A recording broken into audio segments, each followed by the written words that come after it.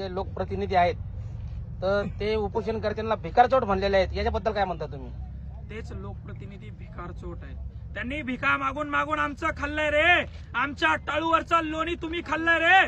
काय तुम्ही केळं विकत होते म्हणला ना, काय तुम्ही सरपंच होते म्हणला ना, मग कुठून आल्या रे एवढाले बंगले, एवढाल्या प्रॉपर्ट्या तुमच्याकडं? कुठून आल्या रे एवढ्या गाड्या तुमच्याकडं? तुमचे पोरं रे इंडिवर फॉर्च्युनर मध्ये फिरता रे. तुमच्या पोरी आमदार झाले रे, तुमचे पोरं नगराध्यक्ष झाले रे. भिकार चोटांनो, आमच्या शेतकऱ्याच्या टाळूवरचा लोणी खाऊन खाऊन मोठे झाले, पोचलेत तुम्ही.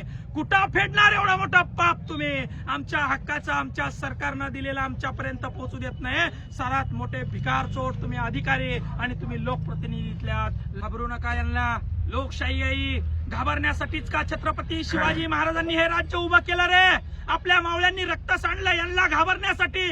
या वाळगुंडांना, हे वाळू काढणारे, हे रात्री दारू विकणारे, हे अवैध धंदे करणारे, हे आपल्या आई बहिणीवर वाईट नजर टाकणारे वाळगुंड, यांना तुम्ही घाबरतात का? छत्रपती शिवाजी महाराजांनी काय शिकवलं? डॉक्टर बाबासाहेब आंबेडकरांनी काय शिकवलं? अरे उभे राहा, मैदानात या, लोकशाहीची ही तलवार बाहेर काढून गावागावात इलेक्शनला उभं राहा. मी सांगतोय, पंचायत समितीला उभं राहा, जिल्हा परिषदला उभं राहा. यांची बोकांडी पाय देऊन निवडून या आणि आपले काम आपण स्वतः करा. वारंवार सांगतोय, या भेकरांना घाबरू नका. यांना वजन लागत असेल, अर्जावर यांना पैसा लागत असेल तर नारायणराव, विकासराव, इथून पुढचं आपलं उद्याचं आंदोलन ठेवा.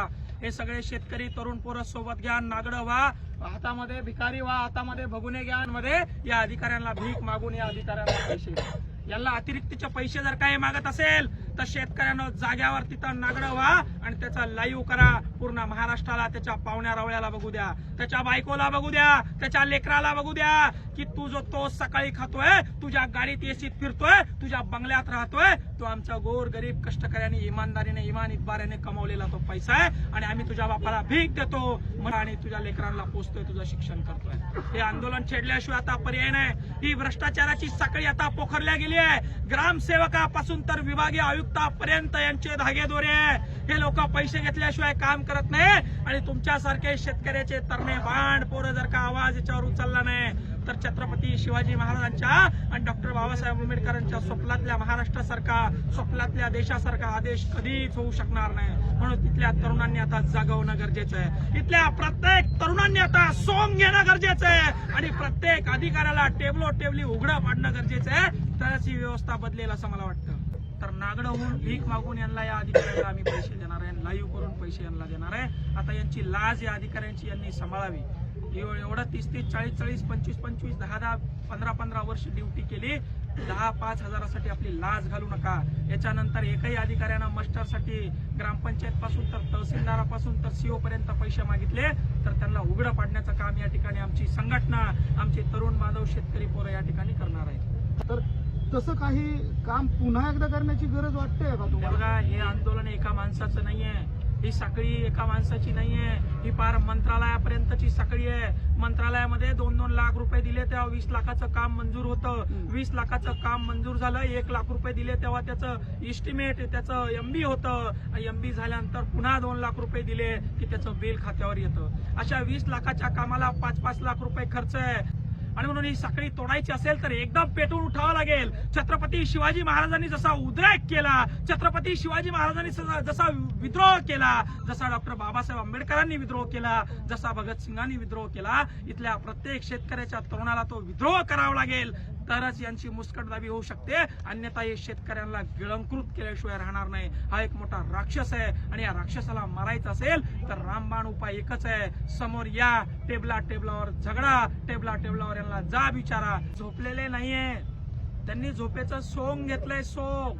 आणि झोपेचं सोंग घेणाऱ्या माणसाला आपल्याला सोंग घेऊनच उठवावं लागतं. म्हणून हे सोंग आम्ही या ठिकाणी घेतलेलं आहे. आता ते झोपायची हिमाकत पुन्हा करणार नाही. आता जर का त्यांनी झोपाची हिमाकत केली तर त्यांच्या वरिष्ठांच्या, अधिकाऱ्यांच्या बंगल्यामध्ये, घरांमध्ये हे सोंग आम्ही घेऊन जाणार आहोत. इथल्या माजी खासदारांनी हे कार्य केलं असेल, हे कार्य करत असताना एखाद्या समाजावर अन्याय झाला असेल म्हणून त्यांचा टांगापडती घोडे फरार या नगर परिषदला मला वाटतं या जनतेने केलेला आहे. तेच कारण आहे. हे केलेलं असताना ही हार लोकसभेची हार, ही विधान परिषदेची हार झाली असताना हा बाबा काय म्हणतो ऐकलं का तुम्ही?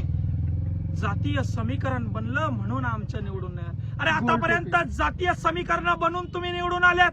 आतापर्यंत मराठ्यांना, या दलितांना, या गोरगरिबांना, या कष्टकऱ्यांना शिव्या देऊन तुम्ही तुमच्या सत्ता स्थापन केल्यात. आतापर्यंत मुस्लिमांना शिव्या दिल्या, वेगवेगळ्या जातींना शिव्या दिल्या आणि जातीय समीकरण बिघडवण्याचं काम तर तुम्ही या ठिकाणी केलं.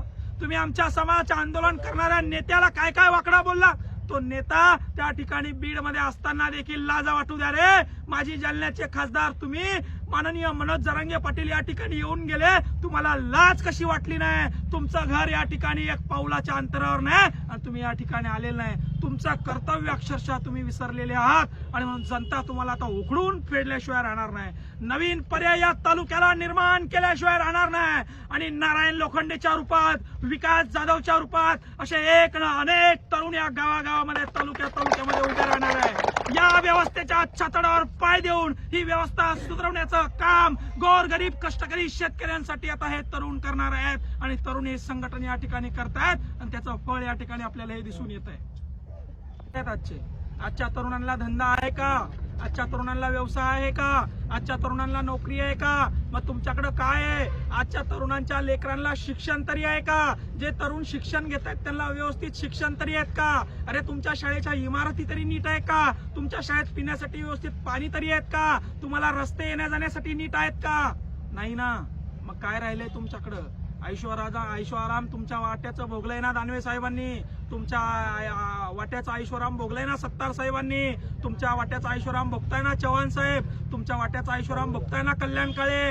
अरे या सगळ्या लोकांनी लुटून खाल्लाय ना, टाळूवरचं लोणी खाल्लंय ना तुमच्या. कधी जागणार आहात? कधी तुम्हाला जाग येणार आहे? आता तुमच्या हातात मायबापो काही राहिलं नाही. अरे आता लढा.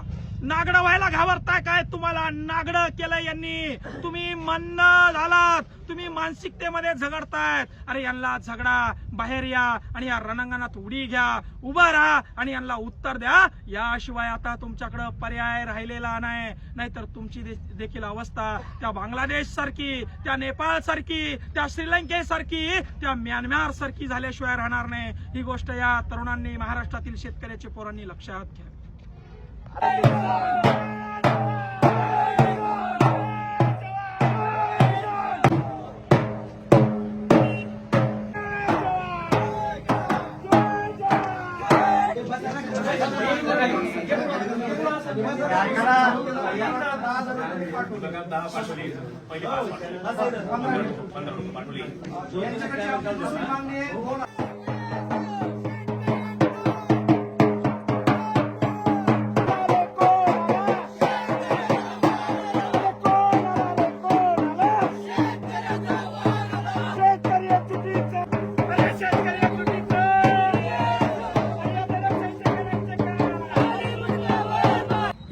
सरकारनं, या अधिकाऱ्यानं झोपेचं सोंग घेतलंय आणि शेतकरी